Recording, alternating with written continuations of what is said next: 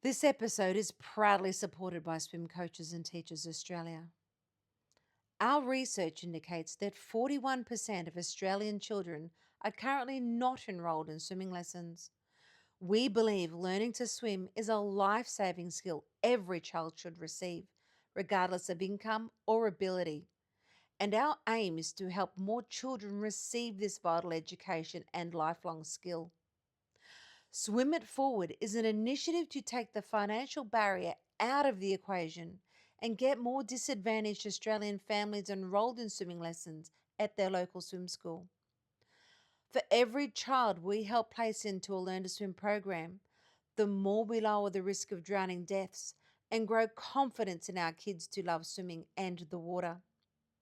With your help, we will radically improve the number of children learning to swim and make a big difference in preventing drownings. Donate today at swimmitforward.org.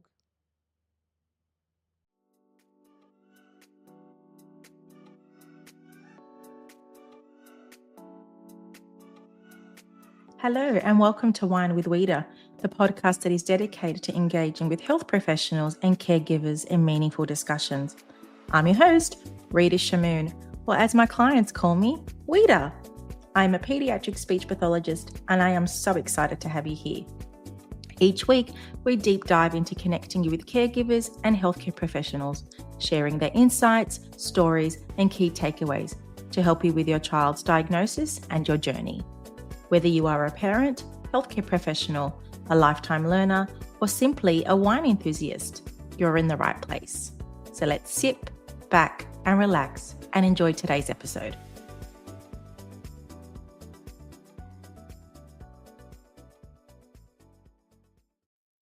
Well, hello, everybody. Welcome to a very special Wine with Wita.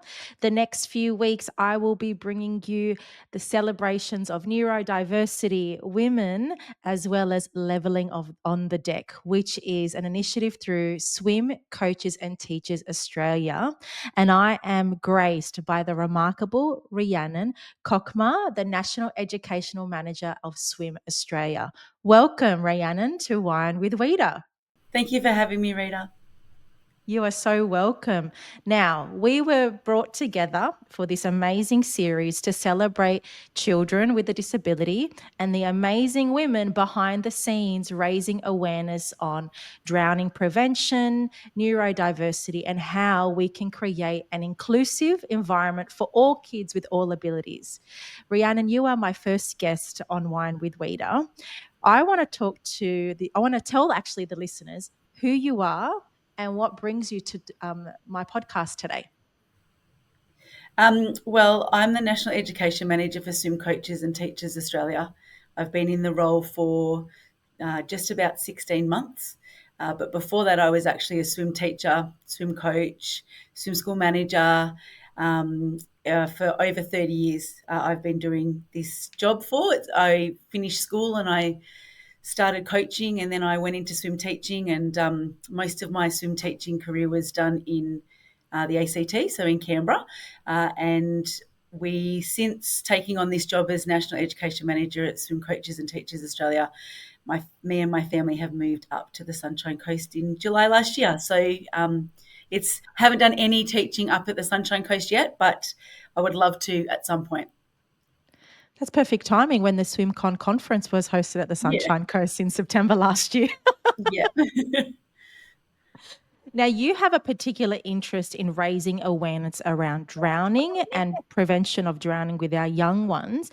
Before we start talking, I want to put some light to that drowning is the leading cause of death with children with autism. Mm-hmm. There's a statistic that recently showed that children and adolescents with autism are 3 times likely more to drown than other children, and 90% of accidental deaths amongst children with autism are linked to drowning. Can we talk about what you are doing behind the scenes to prevent or to reduce the likelihood of autistic children drowning? I think it's just all about making sure that people are aware that children with autism, it's their happy place, the water, because it's silent. They like the feel of it on their skin with the little bubbles that the water makes. They also like the fact that they've got a bit of pressure from the water when they're actually in the water and moving around. So they're more likely to be attracted to water because they feel like that's their happy place, and they want to be in that water and involved in that because it's that silent area. So I think that just making sure that our swim teachers and coaches are aware that even if we want them to learn how to swim and we want them to be safe in the water, it's not only something that takes a little bit longer from their end, but it also is the type of situation where we need to make sure that that water safety is actually involved and ingrained early and quickly as possible, because they are the ones that will end up getting out, going down to a body of water and wanting to swim in there, regardless of whether or not they actually have that skill, because they don't have that awareness of what their actual skill ability is. Mm, mm. You've raised the fact that they love the water, but there are other influential factors, such as children that are autistic wander or elope, in other words. They Yeah. also have sensory needs that are seeking, especially if they're trying to escape a highly sensory based environment, as well as not understanding safety and precautions. Yeah. Can you spotlight into other challenges that are not only children with autism, but other children with communication and learning difficulties that they may experience, which leads them to the water? Yeah, I think sometimes it's got to do with the parents finding it difficult to get them into those situations because they're Mm, highly unsafe, which means that they need to be highly vigilant when they've got their kids in those areas and those particular places. So a lot of the time, just because we're all busy and we all have, want to fit 25 hours into 24 hours of the day, we decide that maybe it's just a good idea just not to send them into those areas. And I mm, think mm, that by not giving them access to that and understanding the movement of the water and how the water actually can create its own, sort of wave and movement around you, I think that we need to make sure that that is there for them to be able to understand. And sometimes mm, I think that it's just easier sometimes not to take them around those areas rather than focusing on the fact that getting them to learn and understand, areas around them and where they live, can just sometimes be a little bit too much for parents and for those children as well, because they find it quite overwhelming, especially if they're yeah. they're going to a local pool that might be during a public swimming time, and there's 50 people in the pool at one time, and it's Mm, echoey and it's loud and there's people shouting, and then there's people talking to other people, and it all echoes and things. So I think that also creates a very overwhelming situation for them as well. So we don't want to heighten them as much as we possibly can. So mm, the answer is just not to take them, I guess, which is a yeah. bit of a concern in itself. But I also understand why parents choose to make that decision over Yeah. to sort of get them into that out of that comfort zone, I guess. Yeah. You mentioned the concept of it's quite overwhelming and parents prefer to keep their child home because there are influential factors of feeling guilt, shame, and not necessarily, and specifically understanding the child being overwhelmed with the sensory aspect, the loud noises, the feeling of the water. And as a result, they don't take them swimming. What initiatives are Swim Australia doing at the moment to increase that awareness so we can support our kids at the same time? Yeah, so I think it's becoming more apparent, and it has been for a little while now. And Mm, instead of it being a particular course that swim teachers used to do, or swim coaches, or swim school managers, they're dotted all through just a generalized program now, and we want to make sure that there's some inclusion there. If they can be in a group swimming lesson scenario, I guess, with other children that are, the same peers, same age, same skill level, we want to make sure that those kids are able to have those children in their classes so that they're aware of what their needs are and how to deal with those children anyway, because they will probably have to at school. And I think mm, that because we want to try and make that an inclusive environment for those children, which I completely agree it needs to be, it then means that the instructor needs a little bit more skill behind them Yeah. to be able to deal with those children in those classes. So for them to be able to go and do a swim teacher course, I know that my trainers that actually train our swim teacher course definitely speaks a little bit to that within a swim teacher course. However, it's an 8-hour workshop. There's lots to go through, including how to run a class and making sure that you understand how to instruct and so forth. So it's definitely touched on in that class, in that actual workshop. However, if they do an extension course, which would be our Learners with Disability course that we run, that gives us a little bit more time to be able to speak about these children and what some ideas and tips and tricks might be to be able to enhance the little nuances that those kids have. And we definitely want to make sure that those nuances are celebrated, because have wonderful things to be able to add to a class, even though they think a little bit differently. And I think that being able to put them into that Learners with Disability is a really good way and avenue for them to be able to learn a little bit more about that. But sometimes that course also is working on all disability. It's not just working on and focusing on the aspect of, children with ASD or ADHD. So we've designed a course that's almost ready to be launched, which is our neurodiversity course. We've been working hard with a group of people behind the scenes to have that course up and running and going in the first half of this year. I'm really excited about it. Lots and lots of swim schools, swim school managers, owners of swim schools have been asking about this because it's such a hot topic at the moment. And It's a demand as well. Yeah, and I hope that this particular course is able to give those swim teachers the ability to be able to use those skills and tips and tricks to be able to feel more comfortable with their teaching after they actually do this professional development course. You talk about the 8-hour course that's going to be carried out. However, from a clinical perspective, there's so much learning on the job. Is there a set number of hours that these swimming teachers can do to further strengthen their skill set when they're working with kids with special needs? Yeah, so we expect them to do between 10 and 20 hours of on-the-job training when they get their teacher qualification. And it's really important to make sure that the swim school gives them that opportunity to be able to see the range of children that they'll be having in their classes going forward. And you said, it's all about learning on the job. It's exactly the same when we get a car license. We get our license, we're green. It's the same thing. The only way that we learn how to deal with, cars cutting in front of us and changing lanes is by actually being out there and driving. It's the same thing as a swim teacher. You need to be out there, you need to be teaching, and you need to make sure that you use those people around you that can actually help you with what you've got. So your instructors that have been teaching for a long time, go and sort them out, ask them the questions, see what they think when you've got a particular child in their class, making sure that there's an environment where they feel comfortable and they feel relaxed and they feel happy.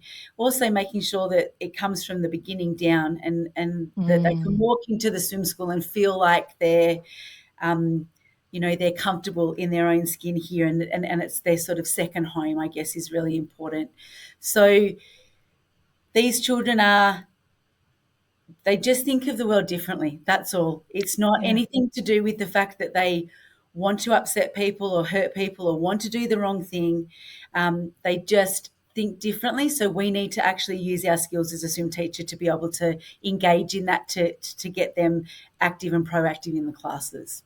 Yeah, it's so important that you touch base that these children just think differently and they don't think like every other individual. But most importantly is having that awareness and reflection. I feel like even as a clinician, we need to reflect on our teaching as well as liaising with our senior staff to make us better educators. Is that available for young swimming teachers to have that frequent discussion with senior staff to know how to reflect and make a situation better for the future? Yeah, I guess every swim school has a different way that they run things. Mm. Some swim schools will bring in a professional development day, and they'll sit down and they'll talk about issues within their swim school and how to deal with it. And that's when they've got the ability to be able to speak to those teachers that are more experienced. Some swim schools have a mentor program where they've got an older, more experienced teacher connected with a younger, newer instructor, and some have online learning that they actually do within a platform at their swim school as well. So there's a range of things that they can do, and I think that our swim schools are getting more aware, or being more aware now, that there needs to be contact with those educators that they've had around for a long, long time, because they've got everything sitting in their brain, but Yeah. they find it hard sometimes, and just time management as well, I guess. You get into the pool, you start your lessons at 3:30 in the afternoon, you finish at 6:30. These young Long. teachers, or these new teachers, are Mm.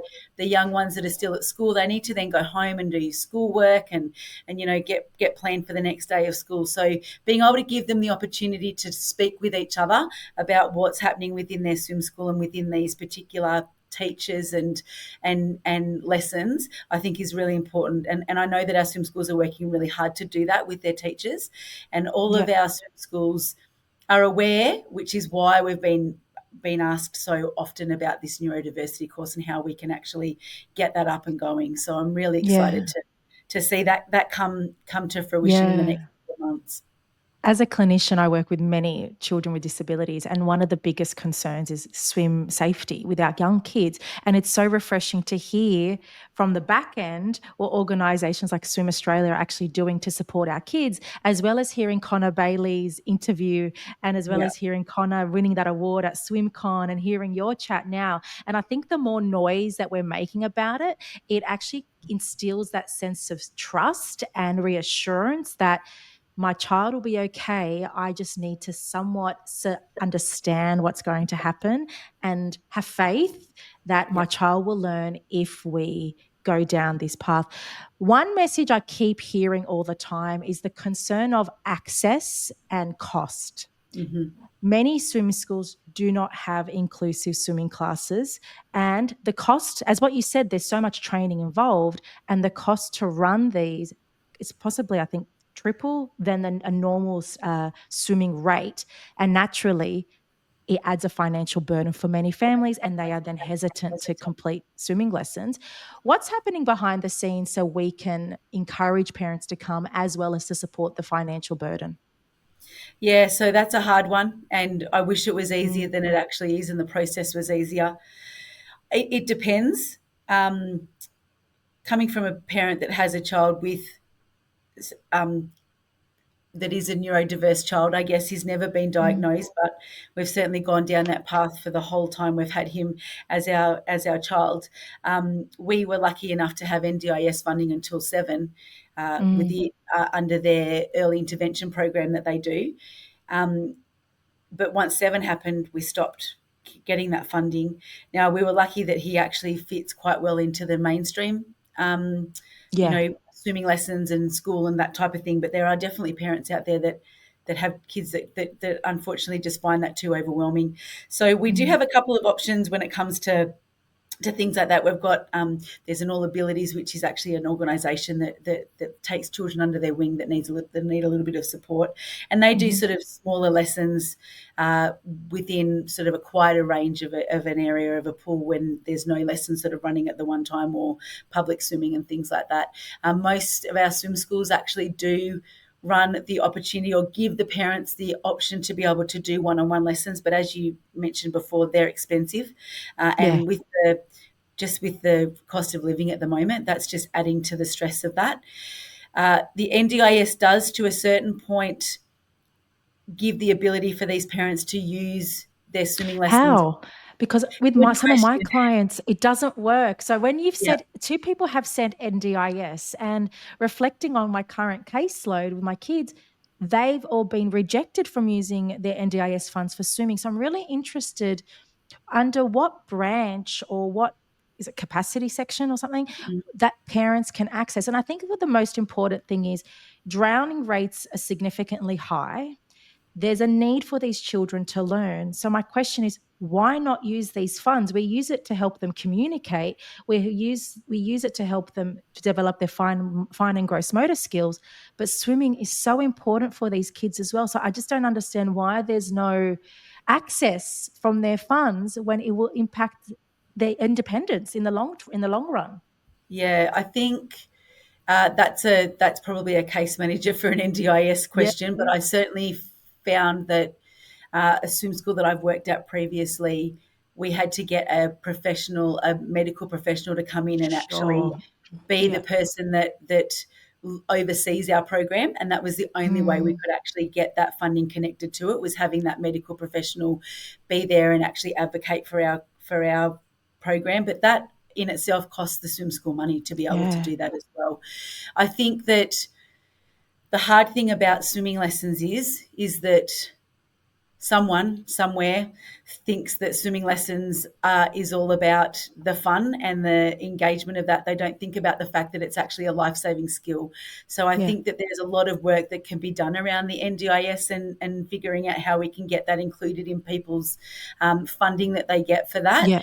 Uh, but I think that, as I said, that's a big body of work that I think we can definitely look at and see if we can work harder Yeah. with that. We do have swim schools that sort of work a little bit around that, and some parents have the ability to go in and actually fight for that and say, well, Yeah. this is what I want. This is what my child needs. This is their happy place. This is the only activity that they're engaging in. So we want Mm. them to be able to have that in their packages, but it's not easy. I certainly know No. that. But Yeah. Yeah. yeah, Yeah. It's that fight for advocacy and understanding which allied health team that you can work alongside with that will align with the child's yeah, goals. But that requires someone with experience that yep, understands the system as well as the language. And so it comes back down to the language that we use to advocate for these kids. And it'll be really interesting if we can bring on someone from the NDIS to show how we can encourage this really important life-saving skill for our kids. yeah, that's right. I think there's a disconnection, I should say, between the NDIS and what these children actually need to be able to, for their own welfare and their own safety, which is Mm, definitely where we fall into that. So, mm, um, mm, mm. if you've got a contact, let me know. I'd love to speak I to will. someone. I will. Let's hope this episode leads us to somewhere, maybe even Yeah, our prime minister too. But hey, that's wishful thinking for me. yeah, that would be Can you amazing. I imagine? would love to sit down and have a chat with someone that can make a real change, and that's what we're trying to do Yeah, here, is make a real change. And that's what I love the most about this job, is that I can make a change, but only to a point.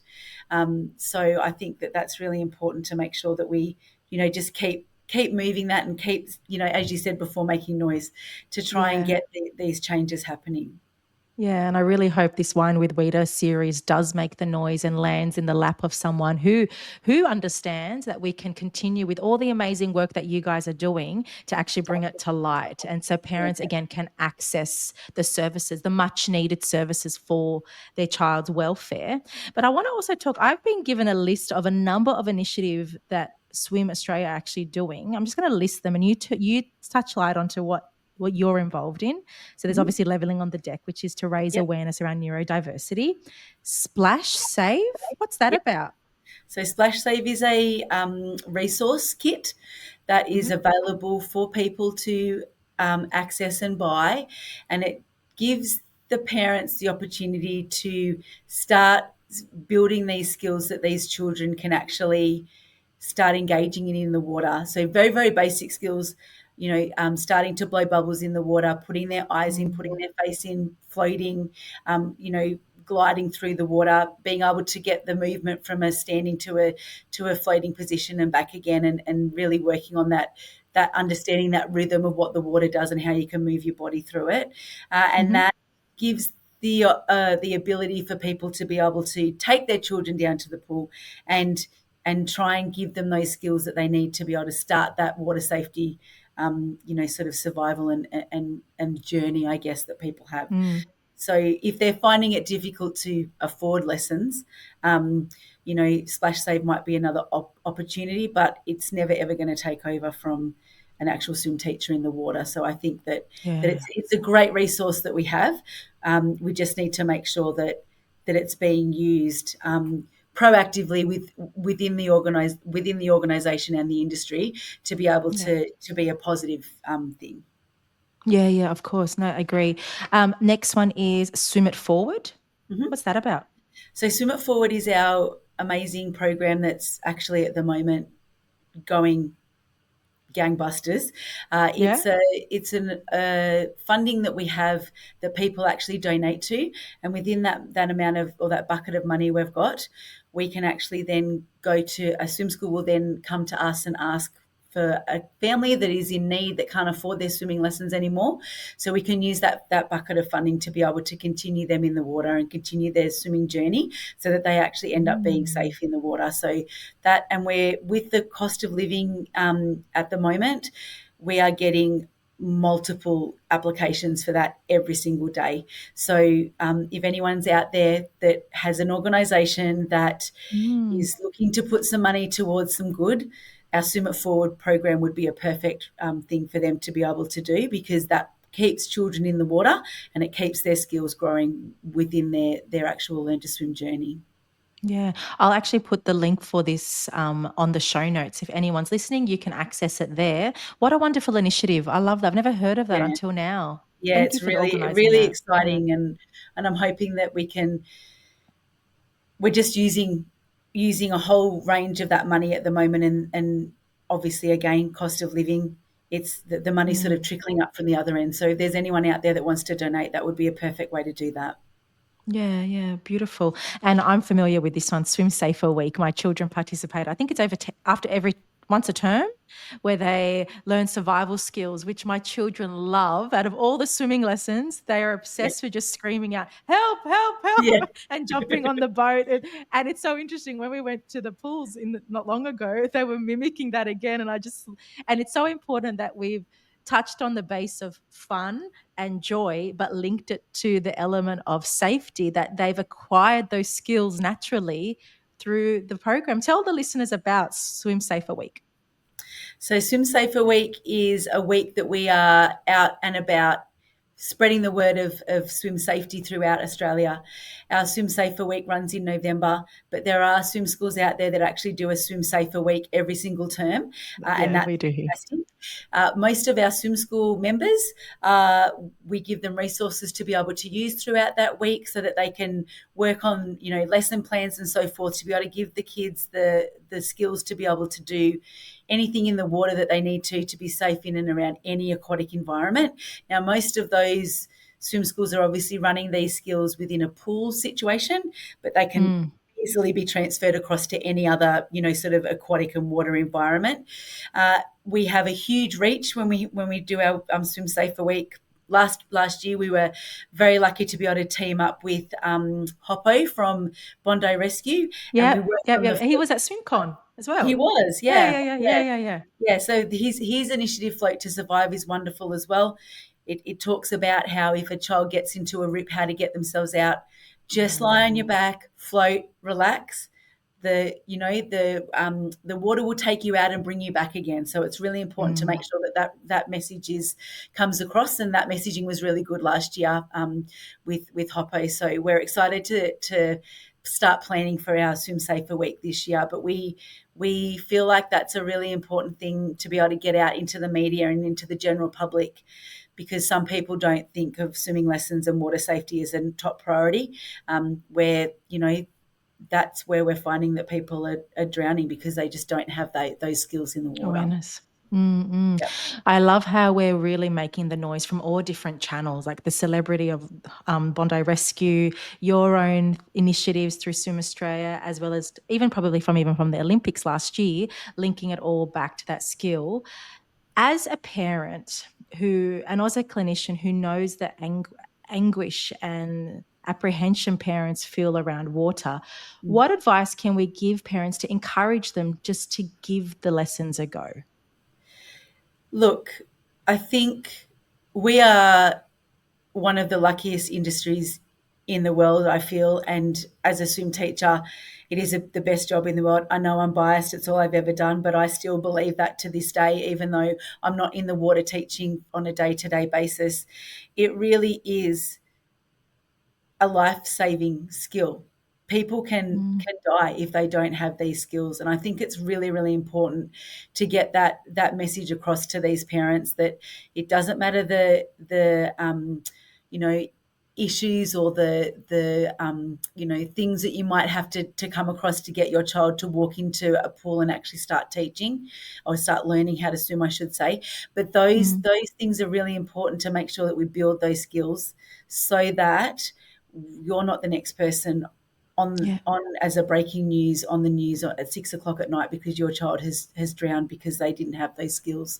So I think it's really important to make sure that people understand that it's not just about, you know, Olympic swimmers and you know, greatness in high performance and, you know, the fact that we're really, really, it's one of the best, you know, of our Olympic sports, and that's fantastic and that's great. But to start with, for the very, very basics, it ends up being a life-saving skill. Yeah. And I guess that comes back down to where your values are, and our values are we want to save lives. And by saving lives, we need to increase awareness and actually allow our children to experience swimming lessons so they can learn the essential skills for swimming too. I want to ask, you said you have a child with that is neurodivergent.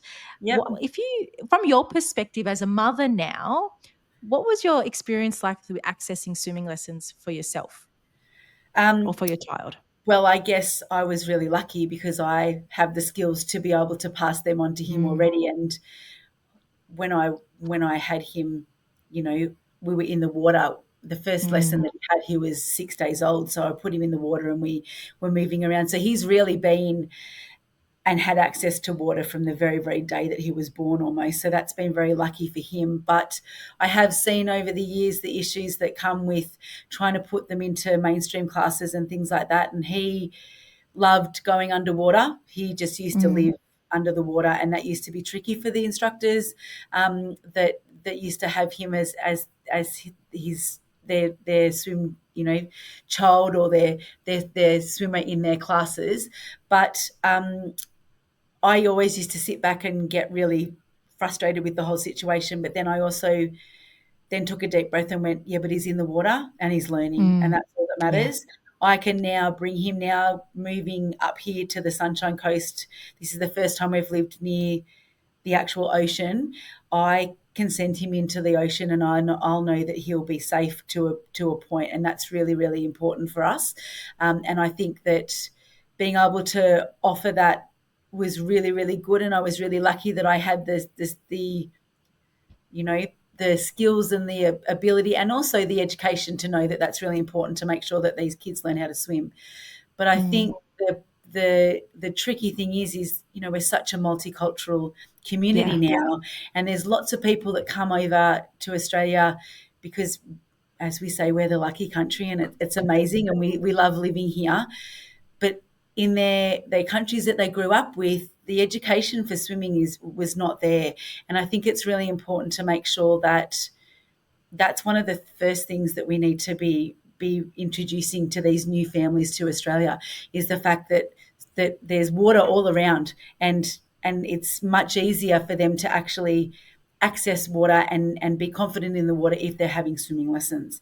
And I certainly know that we always advocated for that at the swim schools that I've worked at in the past, and we're definitely doing the same thing here at swim as well. Yeah.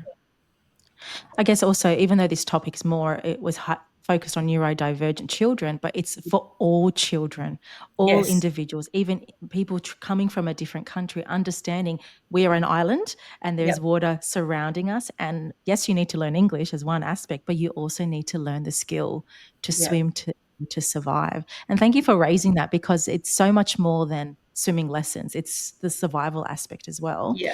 If any parent were to call their local swimming school today, what questions can they ask to ensure that their child is receiving those kind of lessons to support their skills? I think the first thing that they need to be, the first piece of information they need to be divulging to the swim school is, my child hasn't swum before. He's got no skill in the water, so he'll need to start from the very beginning. There is lots of, you know, situations where parents will ring up and they'll say, my child, you know, they know how to swim 50 meters, or they did 10 lessons at school last year in their school swimming, and they said that they could swim a full lap of the pool. Don't ever bring them along to a swim school with the expectation that they can swim laps when they actually can't. So it's really important to make sure that you're aware of where your child's at with their skill level. But I also think just making sure that you're flexible with the times that the swim schools can run, because obviously at the moment, since COVID especially, we've had some issues with being able to retain our swim teachers, and lots of our swim schools are running at the moment with short staff, and means that they can't be as flexible with their timings. And I understand that there's so many things that we do as parents. We've got the kids at school, then they go and do netball, and they go and do tennis, then they go and do music, and they might do Kumon a day. And trying to add swimming lessons in there can be tricky. But I think that making sure that that there's time for that is really important. And being flexible is really good. And then also just making sure that the swim school is the right fit for that child. You don't want to bring a child into a swim school where there's, 15 lessons running at the one time, and it's busy, and there's nowhere for the parent to sit close enough to the child for them to be able to access them if they need them. And then just also making sure that there's, the swim school is working and is the best fit for you as a family, I guess, as well. Yeah. Something that just came to me, how supermarkets and have quiet time, where they say sensory time or sensory sensitivity time. Do swimming schools offer that for just children just to explore and just get familiar with the environment before they start the swimming lessons? It depends on the swim school. It would be, okay. I think that if you ask any swim school, they would love to be able to offer that. Depending on whether or not they hire out lanes at a public pool, that's hard to be able to access that. If they're a private swim school that actually don't have any public that comes into their swim school, they've definitely got the ability to be able to offer those sort of exploration areas. There's some swim schools that do that type of thing when the kids are really, really young. So they might get the parents to come in and run aqua aerobics, but they're able to bring their children along too, so that they can have a swim as well.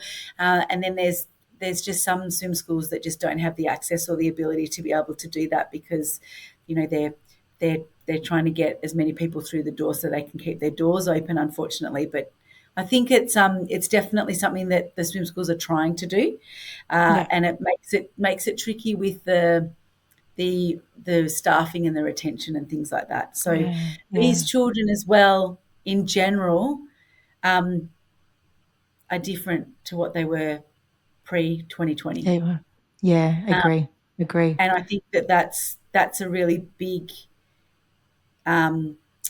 it's a really big challenge that swim schools are finding now as well. These kids used to be able to come in, do baby lessons at 3. They were ready to move on to classes on their own. They're not ready anymore because they just don't have those social skills, because we were locked up for so long. Agree. That's really tricky as well. It is. It's like we're dealing with the COVID babies now, aren't we? Yeah, that's right. And this year they're at school. So, so they've missed the bulk of that early intervention. And as you said earlier, we should start early, but early we weren't able to leave our homes at that time. So now it's like we're trying to play catch up, but dealing with all these cognitive skills and all these other areas of a child's learning that we really should have started once they were 1 or 2 years of age. Yeah, that's right.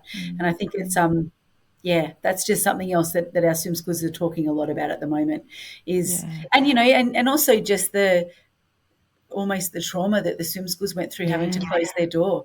I certainly remember the day that we had to close our door at the swim school I was working at the time. And, it was almost eye-watering when you sort of walked away going, I don't know when we're going to be able to open again to give these children these lessons again. So that was, so it's been once in a lifetime, right? As people have said. But we learn from that. We all learn from that. Absolutely. And I guess it's like we reflect and we pivot to another path. And you have definitely raised many concerns from the issues of cost, access, education, and staff retention, which are big. However, on the flip side, let's celebrate all the work you are actually doing to raise that awareness, to create wonderful support systems in place to not only attract clients, but to attract staff so they feel confident in their abilities to support these kids, because it's not an easy job. No, it's not, but it's wonderful. So anyone Yeah, out there as you said. that is listening to this and saying, oh, swim teaching, wow, that's full on. It is full on, but I think So rewarding. it is so rewarding. To teach a child, this is so amazing, to teach a child who has been told you cannot, to then give them the ability that you can do, I think that is the most rewarding thing you can offer to any individual. And the fact that you as a swimming teacher can do that, why not give it a go? Why not give it? These children are remarkable. That's right. Yeah. Rhiannon, you have been a darling on Wine with Wita today. Your insight and expertise in this field has been second to none, and I sincerely appreciate you coming on Wine with Wita today and spreading your wisdom, and without a doubt it will support so many individuals out there too. Thank you. Now, before I finish up, I ask all my guests this question. If you, Rhiannon, were to be a better version of yourself tomorrow, what word will you apply to yourself today? One word. One word. Oh,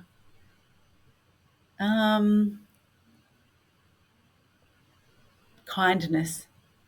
Kindness. Beautiful. Kindness to people around us, because we get, we get so caught up with what we do, but also kindness to myself as a person that works in a quite highly, busy, organisation, and also in a busy role in this organisation, but also kindness to myself as a mum and as a wife and everything like that. So sometimes it's really important to make sure that it's all very well to be kind to everyone else, but sometimes you need to do that to yourself as well, I guess. Yeah, absolutely. Show yourself grace. Give yourself the benefit of the doubt and show yourself grace. Thank you, Rhiannon, for coming on. And for everybody else, thank you for listening to this wonderful series on Wine with Wita. And another episode to celebrate neurodiversity and women will be released next week. And I look forward to bringing you more magic on Wine with Wita. Take care, everybody.